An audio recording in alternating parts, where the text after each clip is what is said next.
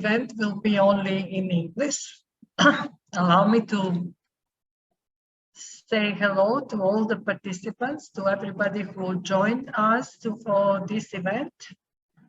This is the event which we dedicate to the fight against money laundering with the personal data protection and assessment of the approximation of the national legislation with the EU Directives 4 and the EU Directive 5. I will first, at the beginning, give few information about the project, what we have done and what we were working on. As we became all aware about the fifth Anti-Money Laundering Directive, which was adopted by the European Commission with the focus on data protection in the AML CFT regulations. We have agreed with our partners, GIZ, to conduct a small research to assess the level of approximation of the EU Anti-Money Laundering Directives 4 and 5 into national legislations of Albania, Kosovo, North Macedonia, and Montenegro. This was for us a big challenge because that has not been done before and there was no example to follow or methodology to check, to see, apart from the reports that were published by the supervisors from the European Commission, to check how exactly this assessment should go on and where we shall be looking at. But again, this challenge was even bigger when we know that the people that we invited to work with us were not really experts in both areas. So it was a challenge to bring the two areas, the anti-money laundering and data protection together. And at the beginning, I would like to introduce to you the team, the experts who were engaged in this pioneering work from the 4 countries and also our international experts, as that will be also a representation of the agenda for today. It is from Albania. We had our colleagues Samira Nurce and Besa Tauzi. They are both today here with us. From Kosovo, we had our colleagues Egad Miftarai and Ilzekaj. From Montenegro, we had Biljana Papovic and Ivan Lukčević. Today, Biljana is with us. And from Macedonia, I was supported by my colleague, Professor Elena Andreev. These were the teams composed of 2 people for each country that will be assessed the data protection aspect and the connection of data protection with the anti-money laundering. Then we had the great support from our 2 international experts, Ms. Lisa Vlokovsky from Austria, who is my colleague from a very long time already and expert in anti-money laundering compliance procedures, and Mr. Graham Sutton from United Kingdom, who is expert for the data protection. And even from the beginning, when we discussed the beginning of this work, we knew that that will be the challenge to bring the topic of anti-money laundering to the people who work only in data protection, and especially to assess how these 2 directives fit together in the environment of anti-money laundering, which we know that was focused mainly through the years with developing of the anti-money laundering regimes. It was focused on exchanging of data, providing timely access to the very sensitive financial information for the law enforcement and investigators in order to enable effective and timely investigations on money laundering and terrorist financing. Because, as we know, the terrorists and criminals have demonstrated the ability to transfer funds very quickly between the different banks and countries. And it was important that all this system is developed to be effective and efficient in exchanging information to enable successful assessment, analysis, and investigation on anti-money laundering issues. Of course, this was all affecting not only the law enforcement and public sector, but it was also affecting the private sector, mainly the financial and non-banking financial institutions, and also the other public sector that had as obligation to report incidents or activities that were defined in the anti-money laundering legislation that was developing through the countries and through all this time. So after we achieved some level, I cannot say that it was 100% effective established system of anti-money laundering and terrorist financing. And most of the countries, actually all of our countries have FIUs, and these FIUs are members of the Egmont Group, and all countries participate in the Financial Action Task Force activities, if not directly as a member of the Financial Action Task Force, then as a member of the Moneyval in the Council of Europe. And we have we are all aware about the developing requirements in strengthening the anti-money laundering regimes in the countries, even based on the FATF recommendations that are also developing all the time with additional new requirements, and this is now to start financial investigation together with the criminal investigation, etc. So as the European Union introduced the new Anti-Money Laundering Directive, that was the Anti-Money Laundering Directive 5, it was obvious that that will have a direct impact on development of the legislative and institutional framework in this regard in the European member countries, but also in our region, in the countries which are candidates to become European member countries, but also in Kosovo, which is implementing the anti-money laundering acquis or EU acquis in general, even though they are not obliged to do so. So it was actually important for us to bring this topic closer to our officials and to be able to talk to the officials in the countries to check where we're standing in order to make a short assessment what can be done or what need to be done in the future in order to achieve full approximation with the two directives. So that was when we agreed that it will be good if we start with these 4 countries. We have a long tradition in cooperating, especially in this area. We have already worked on other regional reports on money laundering or FATF recommendations. And we have agreed to start working together. And we have developed a small methodology that included the desk research, which was to assess the existing laws. Izvini.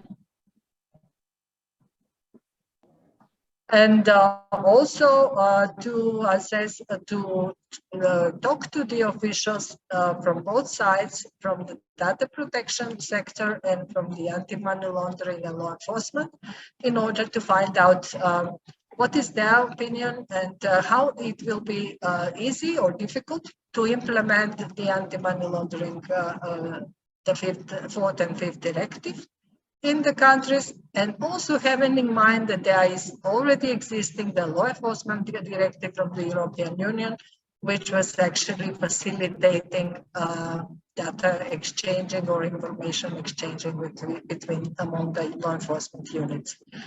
So we have conducted the desk research, we have conducted the interviews and focus group, and our report was published almost 2 months ago, which I believe you all had a possibility to read that report and to find out, to see our findings. We cannot say that it is 100% well written or good, because all teams had a little bit of different approach in their work. But again, it gives us a clear picture about the status of approximation or how the fight against money laundering will be possible in the countries with applying the personal data protection requirements from the new EU directives. So for that, I will stop talking now, and I will ask my colleagues to give us short presentations. We have agreed that each of the team will speak 7 to 10 minutes in order to give us a presentation, but mainly update on the situation, where we're standing now, and what can be done in the future, the forward-looking approach.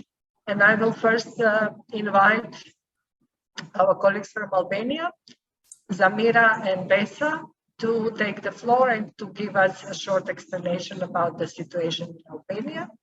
And then I'm really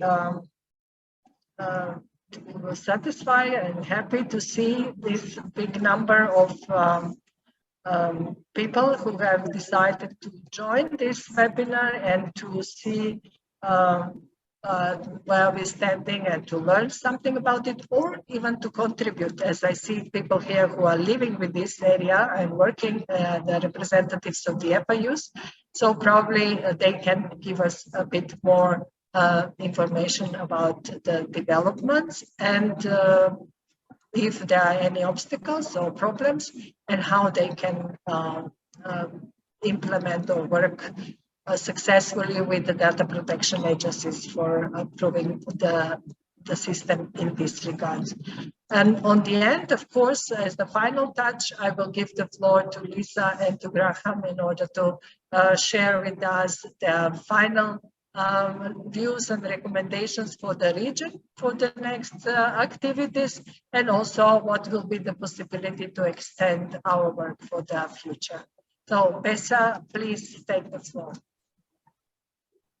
Thank you very much, Klajana, for the floor. Thank you to all of you who are present in this event.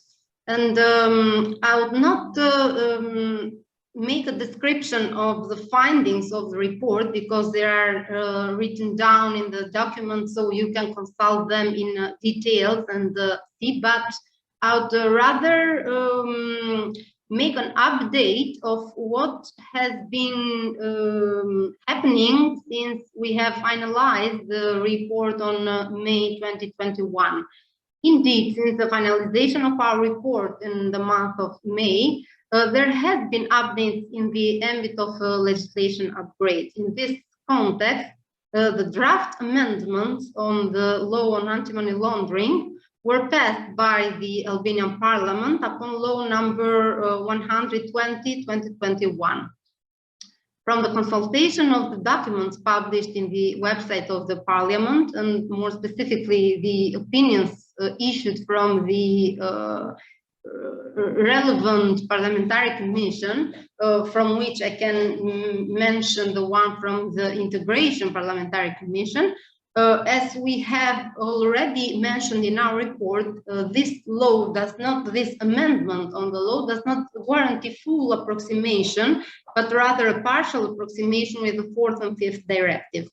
In any case, it is to be mentioned from a quick consultation of the documents. This would be mentioned then in the course of the legislative process.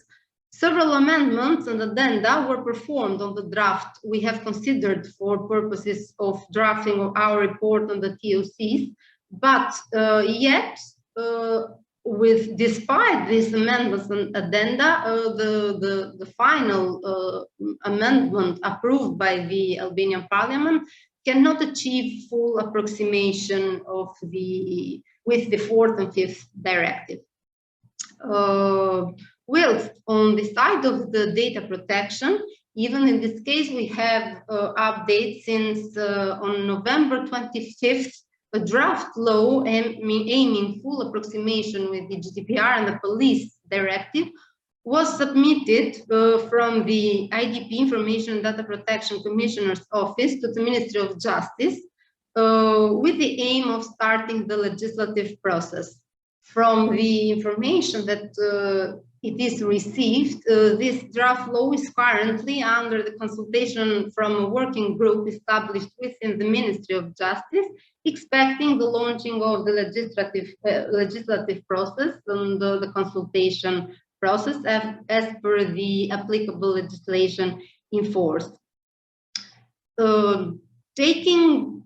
Going back to the discussion of Slađana as to the level of approximation, I would rather put the accent, or I would underline, not so much the level of approximation, but the institutional approach of anti-money laundering stakeholders, related authorities, towards data protection. As it can be concluded through consultation of the report, the level of awareness with regard to data protection in Albania remains relatively low. It can be, this conclusion can be easily withdrawn also from the recent happenings where we have faced some data breaches in the course of the recent years, and it talks and it evidences this low awareness level that we have stressed out in our report. So I would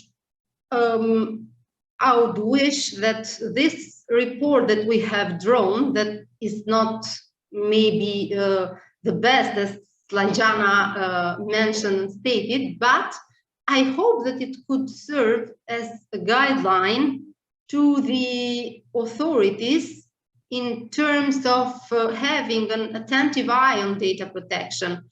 It is true that law enforcement authorities are a little bit rigid on their legislation and do not, let's say, see with good eye data protection or other legislation, which maybe bring additional workload on their daily activity. But I would give the example of the state police in Albania, which is a law enforcement authority and which is very attentive and is very careful as far as regards data protection regulation. So I would invite all of the other law enforcement authorities in Albania to embrace the example of this authority, the state police, and act like this, because it is in the interest, I believe, in the interest of all law enforcement authorities to prevent data breaches as the ones we have faced during the last year, and it serves also to their core activity, this kind of approach. So let's hope that this report serves as a first guideline, and we can first put forward what we have started to do with this initial document. Thank you, Slađana. Now I leave the floor to the other colleague.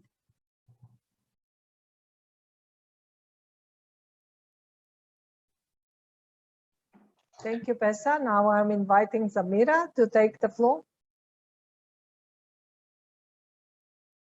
You are muted, Zamira.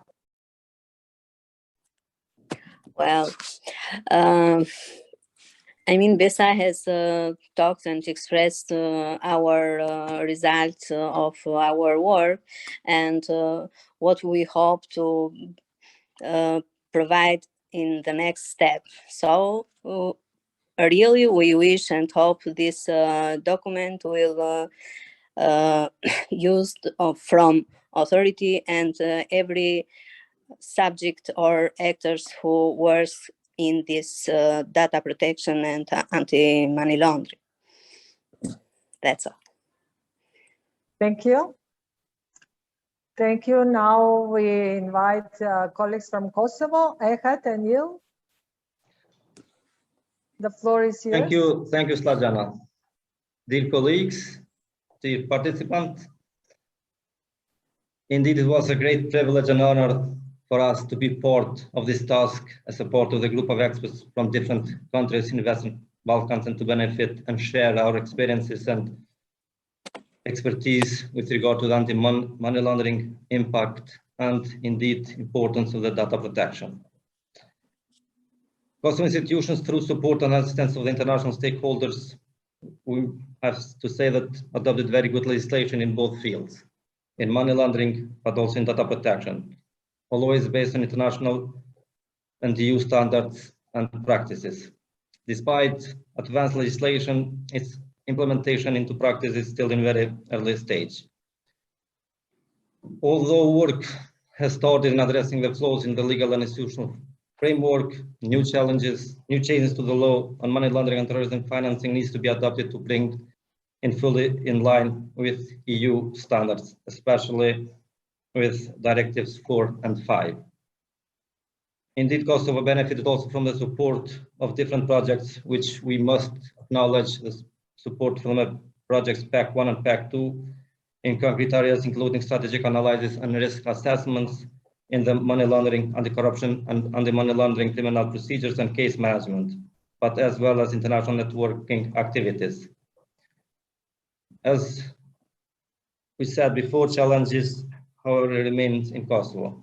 Kosovo needs to further adjust its anti-corruption and anti-money laundering legal framework in select areas and more precisely needs to boost effective application of the anti-corruption and particularly anti-money laundering efforts, especially with regard to the approximation of the legislation with EU directives and in line with Kosovo obligations with regard to the Association Stabilization Agreement between Kosovo and EU. European Union and anti-money laundering regimes, and especially the Directive 4 and 5, will have indeed direct impact on the development of the legislative and institutional framework in this regards in Kosovo. With regard to the new updates, I have to say that at least in Kosovo we have a success story, and I have to say that one of the very important recommendations of this report is already fulfilled, and this is with regard to the personal data protection. As we stated, the law remains broadly in line with EU general data protection regulations and law enforcement. In the end of the last year, Kosovo Assembly finally concluded the process of appointment of the new commissioner on data protection. Based on the monitoring of this process by public and civil society organizations, it was considered that this process was merit-based process, impartial and independent. We have to say that we already are seeing new improvements with regard to the implementation of the law on data protection in Kosovo. Since we have a new commissioner, she is, let's say, very proactively is using her competences and her authority. Already she, as actual commissioner, imposed few fines against institutions that are not respecting the law. And as such, we might conclude that the first recommendation of this report has been implemented. With regard to the future steps that competent authorities in Kosovo should undertake based on these two fields, I have to say that Kosovo Assembly, in order to ensure full compliance of the national legislation, EU directives, the new law on preventing money laundering should amend it. For the 2022 legislative agenda, this law has not been foreseen to be part of the government to adopt this law. we remain with the hope that this will be reflected during 2023. We understand that also Kosovo obligation to draft this law based on the always obligation that we have with regard to the stabilization and association agreement. It is that this law should be amended in 2023, but I guess institutions, in order to promote, to further strengthen the legislation, doesn't need to wait 2023 to amend this law and to make sure that this is in line with Directives 4 and 5. The Kosovo Assembly, based on our recommendation and what we saw in the practice, it needs also to amend the law on business organizations in order to regulate beneficiary ownership in line with EU directives.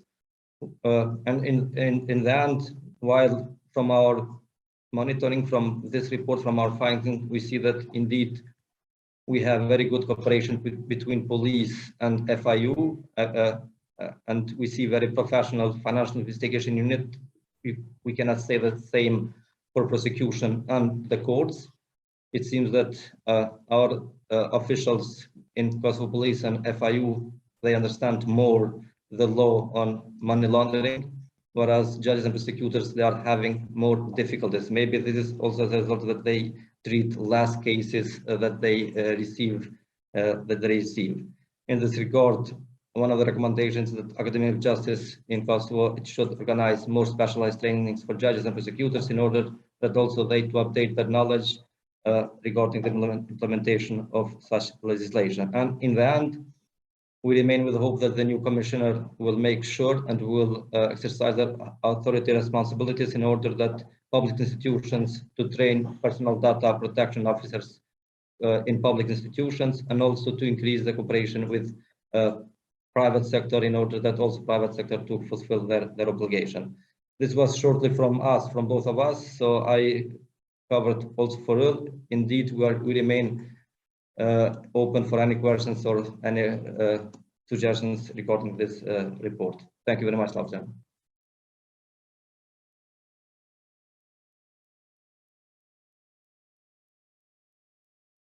I'm now inviting Biljana Popovic from Montenegro. Biljana. Thank you, Flađana. Good day to everyone. I'm going to present the national report for Montenegro, which I prepared together with my colleague Ivan Vukčević. Within our report, we try to include assessment of the legislative framework, check the functioning of legal institutes in practice, and include some conclusions and recommendations. I must mention at the beginning that we had a great cooperation with the institutions that are dealing with anti-money laundering and data protection, and I wanted to thank them for their contribution for this research. I'll try to present this complex report in a few basic points. First of all, I must say that preventing money laundering and as well as data protection are not the areas in which our country had some significant results. Although legislation is timely aligned with EU directives and is continuously improving, the problem is that not all mechanisms provided by law are fully functioning in practice. First of all, the register of beneficial owners, which according to anti-money laundering law is responsibility of tax administration, although recognized by law, is not fully taken root into practice. In the meantime, from the reporting period till today, this register is established in August 2021. But access requires authorization from supervisory authority and proof of interest to obtain the data. Legal provisions that regulate the access to this register are not in accordance with the 5th directive. There is not possibility of free access for general public and interested parties, and the law does not regulate the issues of the re-registration of existing legal entities, the deadline and the procedure. Also, the register of politically exposed person, it was not established in the period of report, so we could not evaluate whether the personal data are protected through the communication with banks and other legal entities, and we could not evaluate the method of the preparation of this register. In the previous year, concrete work was underway to improve anti-money laundering and data protection legislation. The focus of the work of the working group was to implement the provisions from the EU directives. But what is the problem? The amendments to the anti-money laundering law in the previous year was mostly regarding the new organizational structure of the government, and we are still waiting for substantial changes of the law to incorporate the provisions from the 5th directive and also the new law on data protection. The current political crisis in our country and the blockade of the work of the parliament do not promise that these topics will be the priority on the agenda of MPs in the following period. One thing that Montenegro is recognized as a good regional example is the formal cooperation between authorities that are working on anti-money laundering and financing terrorism. We have the agreement that is signed between Ministry of Interior, Police Administration, Financial Investigation Unit, Ministry of Finance, Supreme Court, Supreme State Prosecutor Office, Judicial Council, and the Central Bank. And this cooperation includes the exchange of data with the specific procedures, with the efficient web service that is established, which guarantees data protection, access restrictions, logging, and user identification.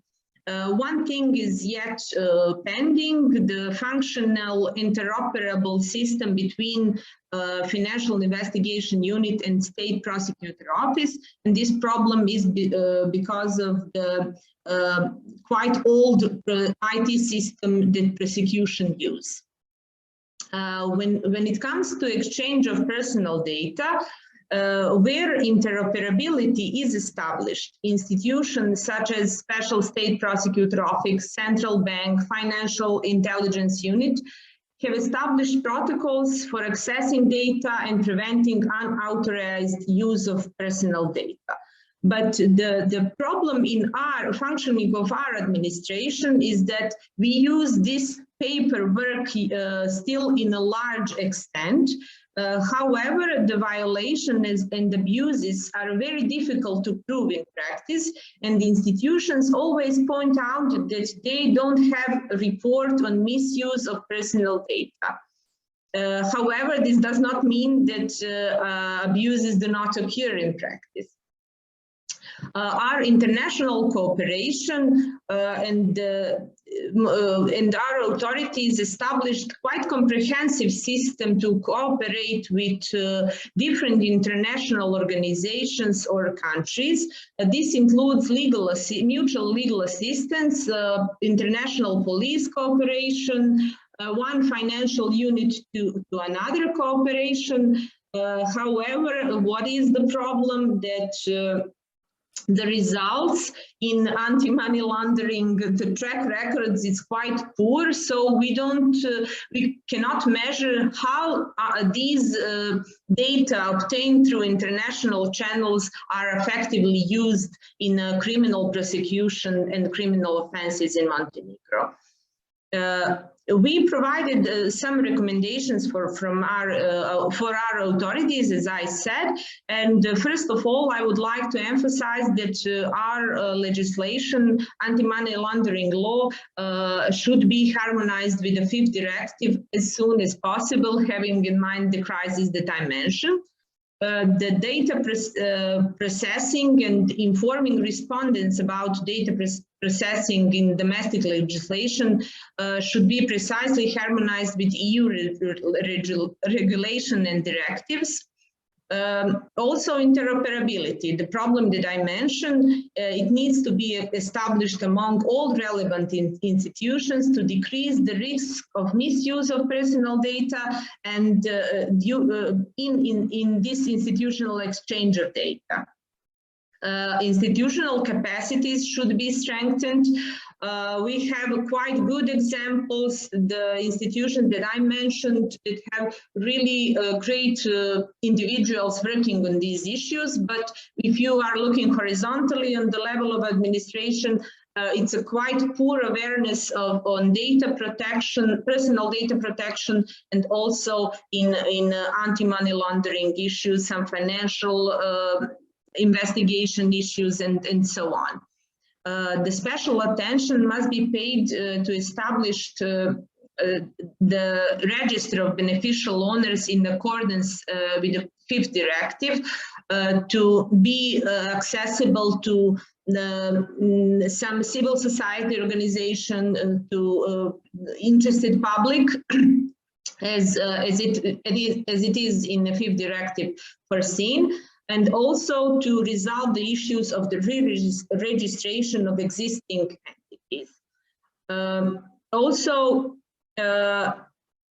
I think during the use of this register and also the register of political exposed person needs to follow the methodology of data collection with a special attention to protect the personal data of clients and people that are within the register.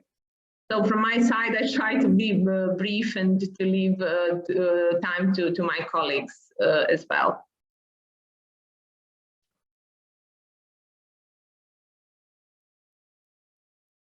Thank you very much, Biljana, for your presentation.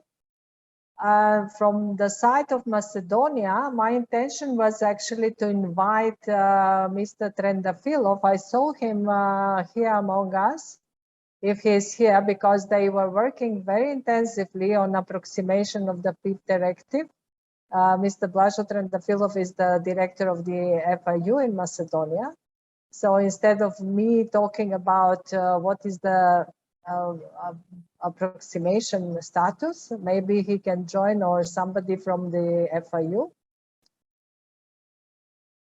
We were very much advanced in the phase when we were checking the status of approximation of the anti-money laundering 5th directives in our legislation, and the time when we were assessing the level of approximation in the FIU, they were already intensively occupied or working on assessment of the 5th directive and how the 5th directive needs to be effectively transposed into the national legislation.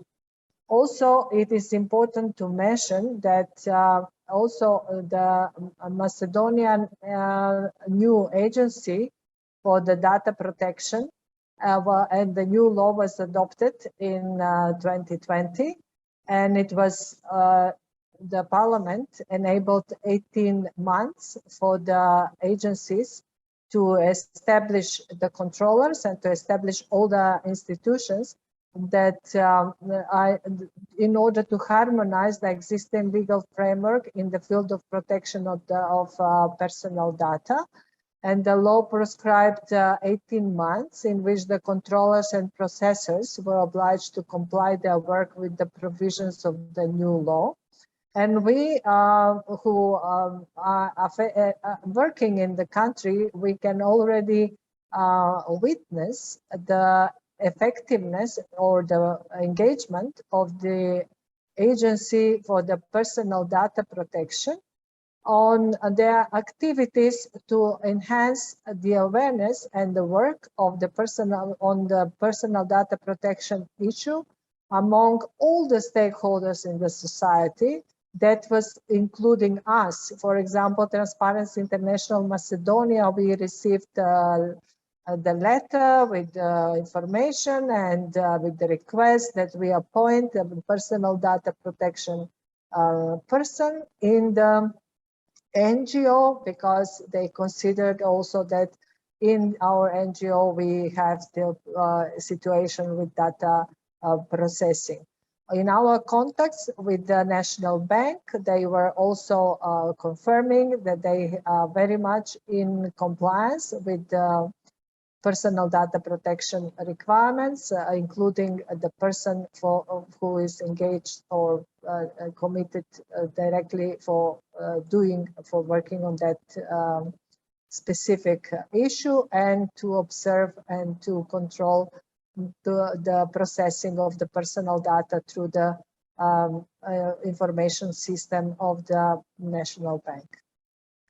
In meantime, we have established in the country, it is established the register for the beneficial ownership, and the information for the beneficial ownership is public on the request, so we can obtain this information. But also in this regard, the personal data protection is observed. So I would say that the impression is that where it was possible to establish the personal data protection as a system, as a mechanism in place, it was more or less achieved.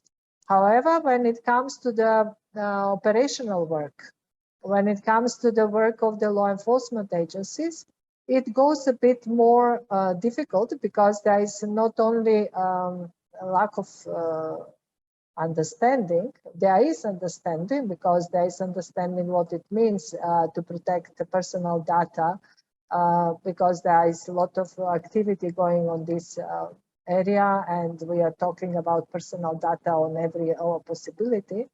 But to work and to bring the requirement of the personal data protection with the need for the effective and efficient exchange of data within the law enforcement investigation, even if it is based on the standard operational procedure. Now, when we are talking about the need to start a financial investigation together with the criminal investigation, and we have already the second national strategy for the financial investigation, it is still an issue that needs to be further addressed, because these institutions that are under the law enforcement umbrella, or those who have authorities under the criminal procedure law to conduct investigations or to use special investigative means and method, and to process and exchange the data nationally and internationally, they are still not completely in compliance with the regulation or in the practice with the personal data protection directives or with the fifth directive. It is mainly they are observing the law enforcement directive of the European Union, which was actually made exactly for this purpose, to enhance effectiveness in the investigation in the situation of financial investigation or money laundering. So this is the status, the situation now. We have improvements in the anti-money laundering legislation. We have very active data protection agency, and controllers and controlling mechanisms are in place. Also, there are fines if big institutions or private sector is not in compliance or compliant to this legislation. But again, there is still that need to be done, or that can be done in improving this system, like it is starting from the collecting of data, verification processes, and even we can start from the main need to have a data protection person in every institution, which is the additional burden if we speak about the need to have additional person in the institution or to establish additional procedure. But as we see the developments in the general environment in the EU, and as we need to be in compliance with all these requirements. I expect that, and this is why we are talking today, that the awareness will be enhanced or increased, and then the law enforcement system or agencies will spend more time on finding solutions, how actually they can respond to these requirements. And for my side, I will stop here, as we don't want really too long to keep your attention and the time, just to stay focused. And now I would like to give the floor to our experts, to Lisa and Graha. They have also a block of 10 minutes to give us their views and findings on after they had the opportunity to read our country reports. We asked them to provide that they will make some conclusions and some recommendation based on these reports. The conclusions and recommendations that will serve as a roadmap or guidance, how in general in the region, and we are not naming individual countries, but the recommendations are general and they are addressing the general situation with the anti-money laundering and terrorism financing activities in connection or in compliance with the data protection. So Lisa, I will give the floor to you now, if you are here and if you are ready. Thank you very much. I think I'm here, so I hope. I cannot see you. I don't know why. I am on the video. Now I'm seeing you. I was, yeah, I need to. Okay. Nice to see you. Hello. Hello, yes. Tatiana. Yes, nice to be back with you and nice to have successes in these horrible times. So celebrating our progress here is important. And now I have been listening to all of you with great interest. And actually, I congratulate Kosovo. It's so good that you have the commissioner. It really makes a huge difference. And otherwise, yes, we are working. And I'm glad to see that you are all confirming what was our main idea, which is not a really very mysterious idea, which is that people should talk to each other and that you should have experts in place who actually can bring the topics together, which is really our main recommendation. And now what's going forward, because Slajana was the whole time telling me, yes, but really let us look forward. Let us see what we can do next. I do believe that you have, most of you, confirmed that people understand very often one topic or the other, but not both. And so it is still important to try and give people the simple explanation. And I think here we have done a great job in starting to give the simple connection between where is data protection and anti-money laundering really interconnected and how can they work. No news. It continues for everyone. And now I have been consistently thinking, okay, so explaining things to people again, explaining it to new people, it's always important. And I think this report helps because it tries to make it simple, short, and clear. But that is not enough for me. So I was really, you know, like a dog with the bone. I kept thinking, what can we do that is not huge, but that really brings an effect? I have also been bothering everyone around me with my problem because I kept looking. So what I have finally to offer to you, really as step which maybe you will think is too small, but it would be a huge step, and it builds on your strengths, on the good cooperation of the 4 countries with each other. You see, if we go back to the drawing board, what the big topic for both money laundering on the preventive side, where the whole story begins. It begins with know your customer. It begins with customer due diligence. What is customer due diligence? Customer due diligence is personal data. The personal data are then used through the whole process wherever you go. In the private sector, in the FIU, in the law enforcement. Now, and that's where I'm humble, so please forgive me for thinking small. These data fields, even this requirement, it is different in every country. In some countries, you need to have the signatures of everybody who is in the legal person. In other countries, you only need a few people.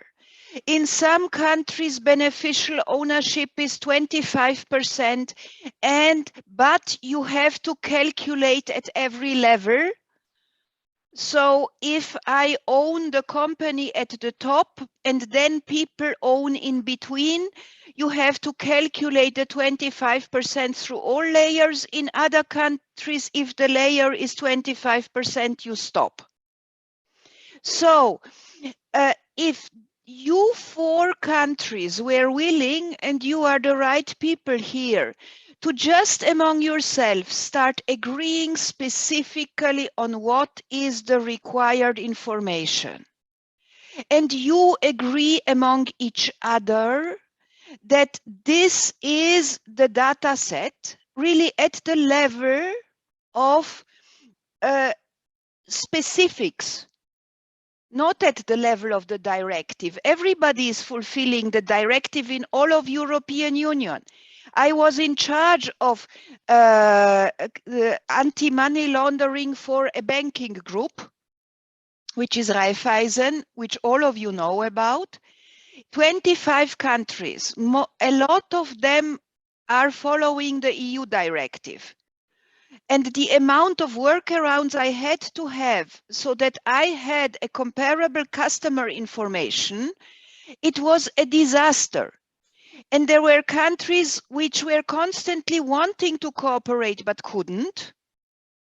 So the work I had to do with just 25 countries, 25 banks, yeah? It wasn't all the institutions in a country. It was huge. So my suggestion for you going forward, please, if you started an initiative for agreeing customer due diligence and agreeing these data fields and agreeing what of this needs to be protected, how from data protection, and then you are starting an initiative in your corner of the world where everybody who wants to save money is going to go to his authorities and say, please, I want it also. Because simply the amount of money you would save Raiffeisen if all of Raiffeisen managed to have an agreed customer due diligence data set, an agreed set for basic customer due diligence, an agreed set for enhanced. It would help all the authorities, FIUs, etc., because they knew exactly what they would be getting. So, as I said, a humble suggestion from my side, how to go forward. I'm happy to help in any way that I can help to talk about this. And this is something achievable, and I like achievable, I like pragmatic, I like real help. So that is my tiny idea pushing you forward. In general, congratulations on every step taken and all the best for the road that you are going on from my side. Thank you very much. Thank you, Lisa. But what I can say is that with your tiny suggestion, as you frame it, you are actually suggesting implementation of our first 3 recommendations. Balance between the necessary measures to take for the general interest and the goals of the AML CFT and the respect of fundamental rights, so the need of balance. Need for clear legal basis for the processing of personal data, and need for the specific rules for the access and sharing information. So I think that is how small it looks, and it is not small at all. And there is also the 4th recommendation, which is the need for the appropriate safeguards and guarantee for compliance, and the right of the individuals. So I believe that it can be it might look a small step, but actually we are covering with that approach, we might be a lot, including these 3 recommendations.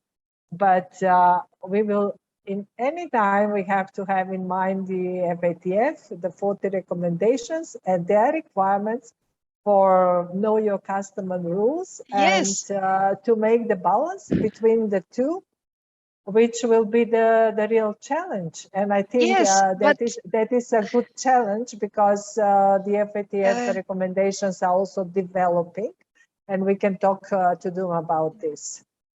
But you see, Snježana, I am not even saying that you should change the recommendations, because you are all subject to them.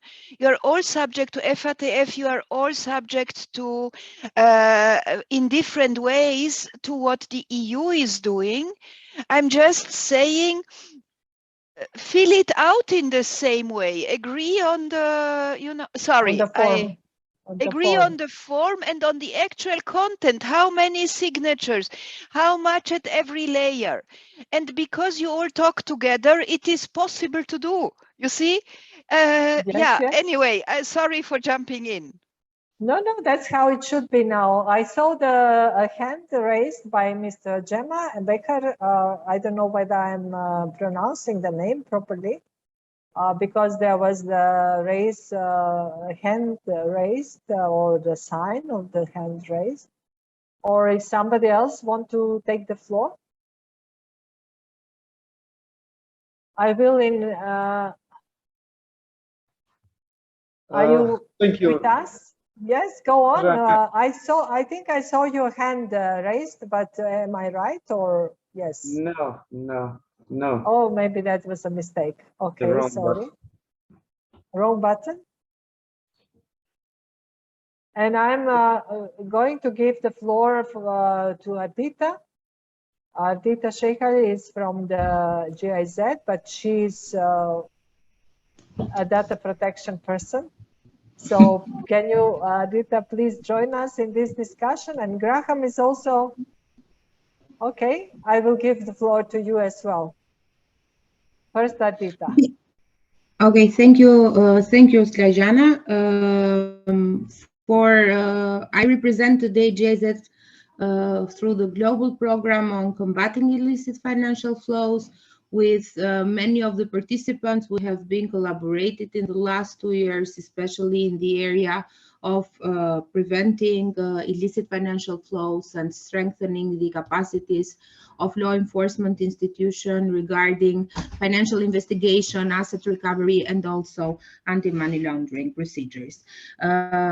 I would like to thank you, first of all, Transparency International, and also all the experts that have worked and have drafted this report.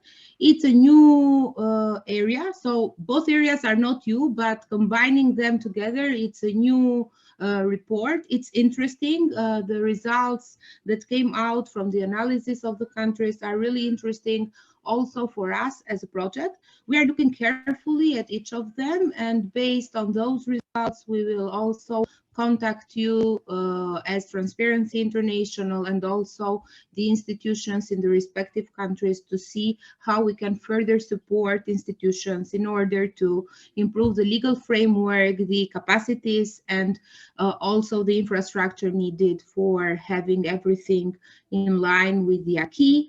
and with the respective directives, and in order to have better results in preventing of money laundering, and also having a better environment for data protection situation. So GIZ has just started the new phase of the program in all countries that are present today. So for sure that we will discuss with you separately, and we will continue to provide our support in the area of AML, CFT, and data protection. Thank you, Strajan.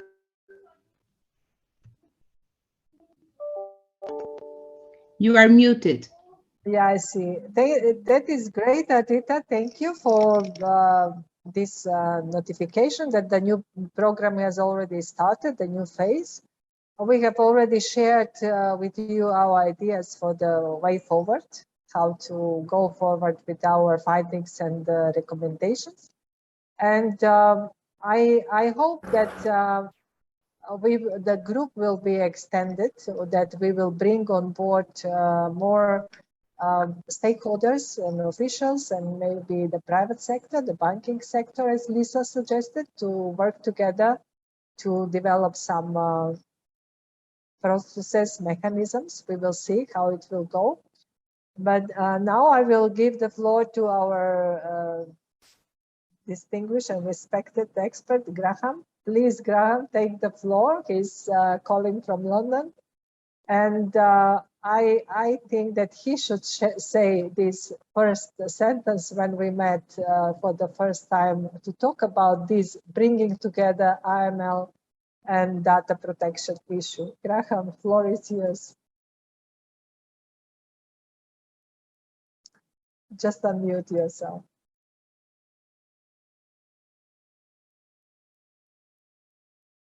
You're still muted. That microphone should be unmuted.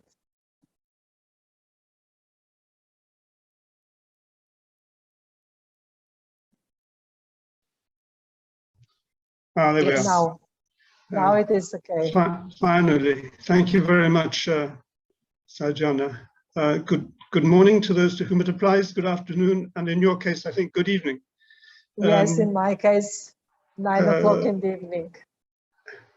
And well done to everybody for their presentations describing the progress that's been made since the report, and well done also to all of you for speaking in English, which I think is remarkable because I couldn't speak in your languages. I want to set this in a political context because I think it's really important. When I started work on this project with Lisa, I don't know if I mentioned it to her, but I certainly thought it myself, that we should not be asking your 4 countries to do things that we would not be prepared to do ourselves. The law, of course, applies equally across the whole of the EU, but it would be interesting to know to what extent it has been applied properly in all of the 27 member states of the EU. I don't know the answer to that question. What I do know something about anyway is in relation to the United Kingdom. You may be aware, I'm sure you are aware, that the United Kingdom, very sadly, from my perspective, left the EU technically last year, but the decision was taken in 2016. And that's a great tragedy for me. There's an even greater tragedy which is currently going on elsewhere in Ukraine. That is a totally unforgivable action on the part of Russia, in my view. But it has had one effect on the politicians in this country. And that is in relation to the sanctions that they are applying as a response to Mr. Putin. I won't call him president because he doesn't deserve that title. Mr. Putin's aggression. And the history is that this country has welcomed, since the fall of Soviet Union, it has welcomed people in positions who were in positions to acquire a lot of wealth in the former Soviet Union. It has welcomed them into this country and frankly has not made a lot of detailed inquiries about them, about their wealth, how they got it, who they are even in some cases. All of which, insofar as I understand, anti-money laundering rules is in breach of those rules. And the country has not done, our country has not done much about it. Now, however, the sanctions require the government to find out more about who these people are. Otherwise, it can't impose the sanctions. And it finds that it doesn't know who they are, so it can't impose the sanctions. This has been a matter of debate in recent days in the media in the UK. A lot of the debate is centered around the person you may have heard of, the owner, former owner of Chelsea Football Club, Abramovich, who has now decided to sell the club.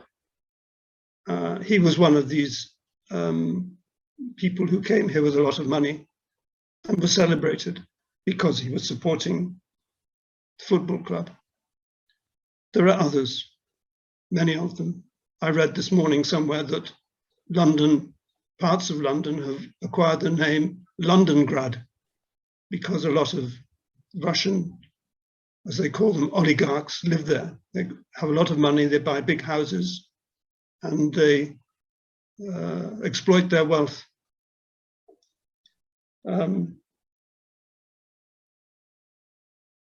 We need, and I think the Prime Minister has recognized that we need to do more to give effect to the anti-money laundering rules that we had signed up to, because until, as I say, last year, we were still bound by the acquis of the EU, but clearly didn't fulfill them properly. So that's enough on the money laundering side. As regards data protection, which is my area really, there's also a political dimension to that. The data protection rules in Europe, the new legislation adopted by the EU, the General Data Protection Regulation, and the Data Protection Law Enforcement Directive applied to the UK, and we had to give effect to them because we didn't leave the EU technically until last year. So we had to fulfill the legislation, to pass the legislation, which we did. We have very good data protection legislation in this country, excellent data protection legislation. But what is the country doing? What is the government doing? Last October, it published a consultation paper on the legislation, on the data protection legislation, to propose ways in which that legislation could be changed, might be changed. You might ask yourself, why? It's a question that I ask myself. Why would they want to change the legislation? I haven't come to a very good conclusion about that. But I can think it's only to make life easier for businesses, for people like these people who have come from the former Soviet Union to set up in business in this country. I won't say any more about that, but we cannot forget, in looking at the relationship between money laundering and data protection, anti-money laundering legislation and data protection, that it's set in a political context, it's set in a wider governmental context, and that there's a need to take account of that in considering the way forward. Thank you. Thank you very much for this intervention. It is kind of, again, a reminder, or making us all aware that it is important to think where is the balance, because the directives are written. As you said, not all of the EU member countries are still in compliance with these directives. We see that the law enforcement side is still not very much in compliance, or is still debating how they will address this requirement, because the need to do exactly this, to establish where the money are coming from and who are these people which are moving their money around. And from what we heard from all these published documents through the media researches, so we see that the funds are moving around. So it is important to find the balance and to see what is important and how we can ensure that know your customers rules will be applied to know the customers, but in the manner or through the mechanisms that will at the same time ensure protection of the personal data when that is necessary. To remind all of us, this is why this is the main principle why the FIUs were established at the beginning of this road towards the anti-money laundering protection. They were established to be the buffer or protection of the personal data between the private sector, which were the banks and private non-banking sector, and the law enforcement. And those were supposed to be the clearing houses, in a way, that the buffer that will process this information, and if there is something in there to indicate that there is money laundering going on, to pass it to the law enforcement. So now we are again talking about the FIUs in the center of this efforts to apply the data protection. Again, everything is going, I would say, or the most of the work, it will be going to the FIU, because they are talking to the banking sector, they are talking to the non-banking sector, they are collecting data, how to exchange the information between themselves. So it is a reminder that this is where it all started, how to protect personal data. But on the other side, we need to know exactly who are the beneficial owners in order to protect the economies of the countries and to protect the government from corruption, because where the money are, there is more possibility for corrupting government, is changing the regimes at the end of the day. So this is a very good reminder and a very good discussion, and we will see how the things will be developing with the consultation paper in UK, as where it will go in relation to the data protection.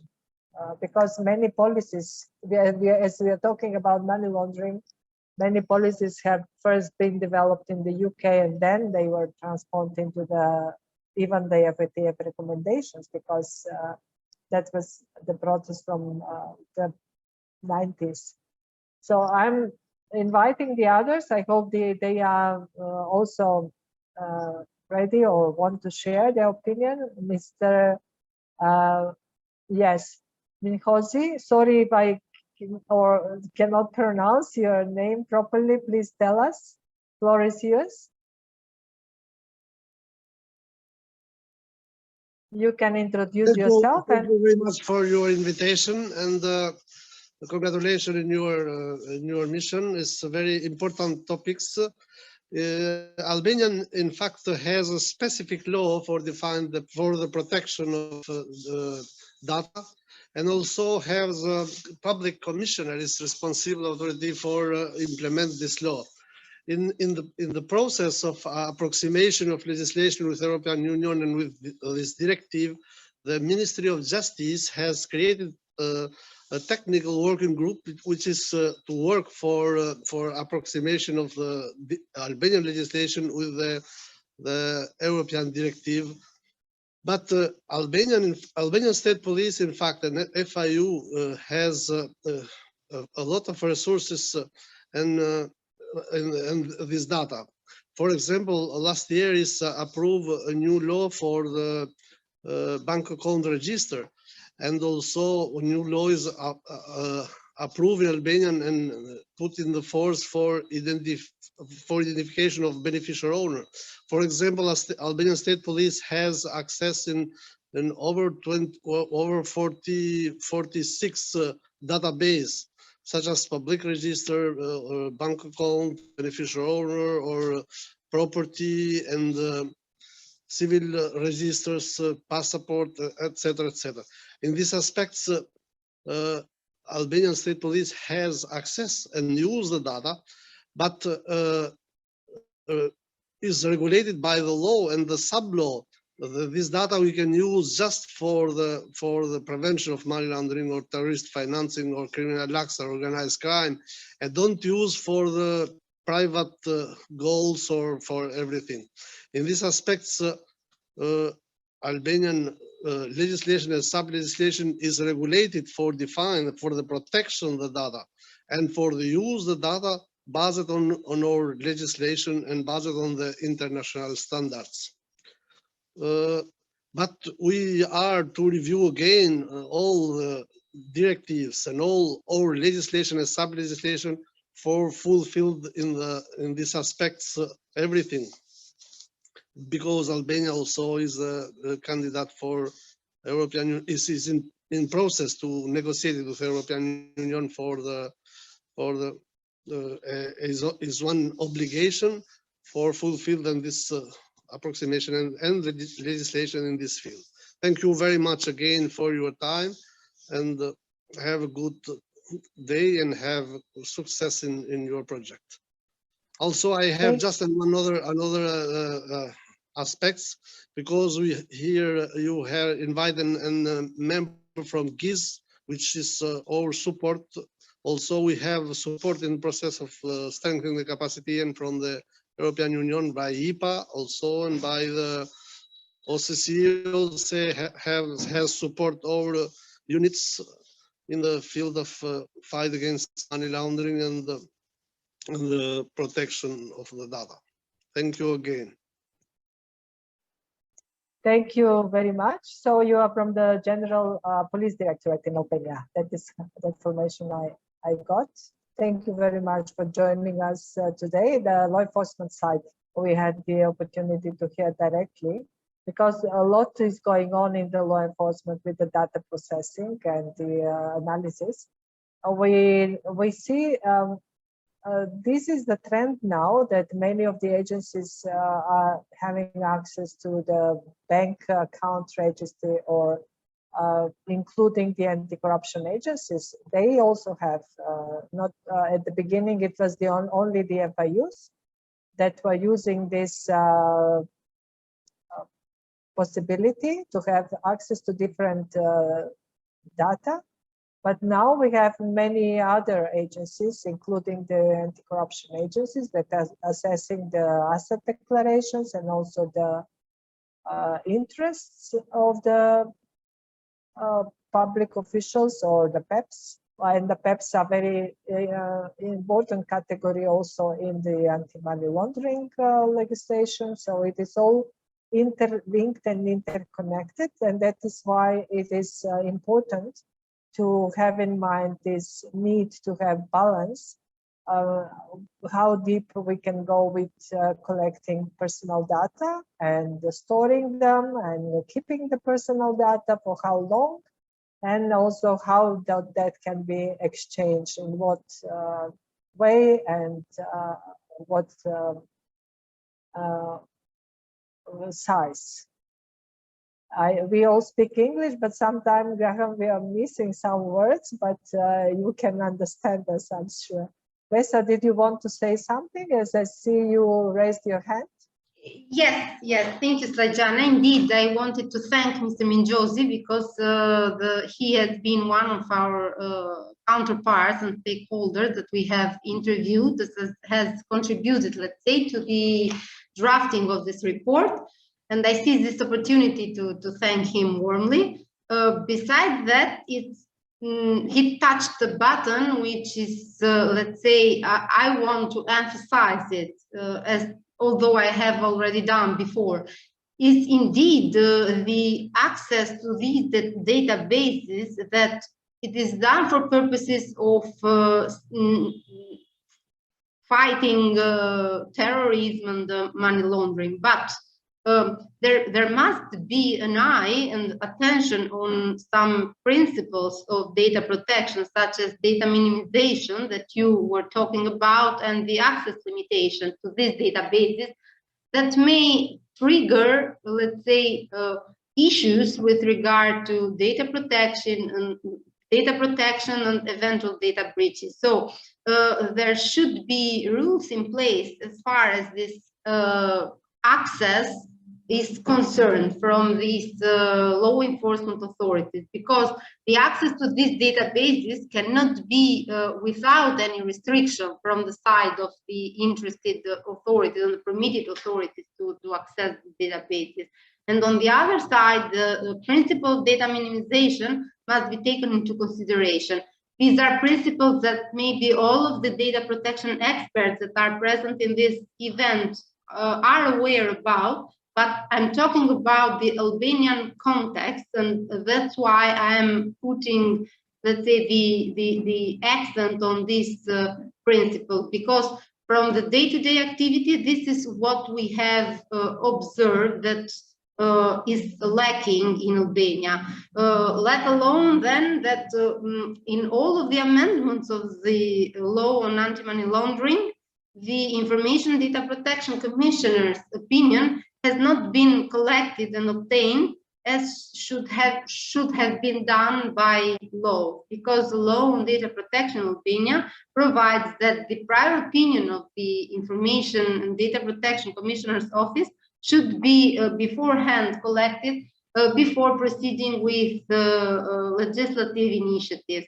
This has not happened so far, so that's why I'm raising, let's say, these issues as points from where to start and to go further with our work. Thank you. Thank you, Besa. And I believe that we have exhausted our time. I don't even know how long time we had on the agenda. What was the plan? It was, yeah, just on time to conclude our work by 12:30. Is there anybody else who would like to join this discussion? It is becoming lively discussion now as we're opening new subjects. And it was obvious that through our work on the assessment that in the law enforcement, it was kind of, they were considering that it comes without saying that they know what data could be shared and what not, and not really, there is no need to really specifically observe or to pay attention or to have special person who will be taking care of data gathering or storing or keeping or exchanging in the law enforcement. So this is while in the National Bank, for example, or in the FIU, it was a bit different. They were immediately aware or alerted on the need for the data protection. But they are all coming from different sides and from different aspects and from different needs in their profession. So that's why we are talking here about the balance, because what is exactly the goal? The goal is to be effective and efficient in the fight against money laundering and terrorism financing, but to have in mind these principles or the need for the data protection, personal data protection, or not revealing when it is not necessary. So I would like to, maybe we can stop here, and we already have some ideas about future cooperation. And those who were here and were inspired to join us or to do something together with us, you all feel invited to share your ideas and thoughts, and maybe to join the group that will be working in the future on this. Alexander Pisarev, are you telling something? Да, звукашам ја, него имав малце прекид само. Окей, сакаш нешто да кажеш? Не, него нешто ми интернет прекинува, па не можам. Okay. That's our colleague from the Anti-Corruption Platform in Macedonia. So I'm sure that there will be more work and there will be more people joining into this work. And I think there is a lot to be done, and there will be enough space for everybody if we decide to work together and cooperate. So thank you very much for the team, for the great work. It was lovely experience. It was great to work with you and to cooperate with you. It was a big challenge, as I said, and at the beginning, and it is still a big challenge. Normally, the data protection people don't know much about money laundering or don't know anything at all. And we need to bring them on board to tell them what exactly we are talking about and where in that process of anti-money laundering we can find personal data and what needs to be protected and how. And that was the big challenge from the beginning. And I believe that is still the challenge for many people to whom we are opening this discussion. But that is how it goes. Awareness raising and working slowly with small steps, which are only looking small, but probably not that small. And I believe that we will achieve a lot in making some balance in our corner of the part of Europe, while we will really think and pray for our friends and colleagues in Ukraine. Just before coming to Papua New Guinea, one day before that, I was in the FIU in Ukraine talking with them about all their system of working and mechanisms for data protection also. But now I hope